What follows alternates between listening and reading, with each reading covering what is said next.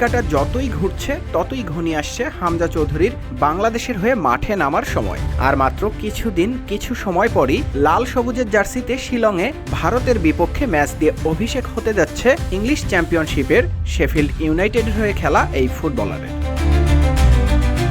ঝাঁকড়া চুলে মাথা ভর্তি, তাই হয়তো আলাদাভাবেই পড়েন সবার নজরে। 5 ফুট 10 ইঞ্চি উচ্চতার ছেলেটি ডিফেন্সিভ মিডফিল্ডার হিসেবে মাঠ মাতান। শিলংয়ে ভারতের বিপক্ষে ম্যাচ দিয়ে নিজ দেশের হয়ে অভিষেক হতে যাওয়া হামজা চৌধুরী। ছোটবেলায় বাংলাদেশের আলো বাতাস না পেলেও বেশ কয়েকবার বেড়াতে এসেছেন হামজা চৌধুরী।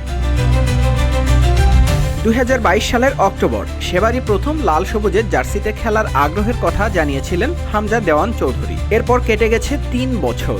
অবশেষে অপেক্ষার প্রহর শেষ হতে চলেছে। সব ঠিক থাকলে এশিয়ান কাপ বাছাইয়ে ভারতের বিপক্ষেই অভিষেক হতে যাচ্ছে হামজার। ইংলিশ ক্লাব লেস্টারের হয়ে এখনও পর্যন্ত 2টি শিরোপা জিতেছেন হামজা। 2021 সালে জিতেছেন ইংলিশ FA কাপ এবং 2022 সালে জিতেছেন ইংলিশ সুপার কাপ। বর্তমানে হামজা খেলছেন শেফিল্ড ইউনাইটেডের হয়ে।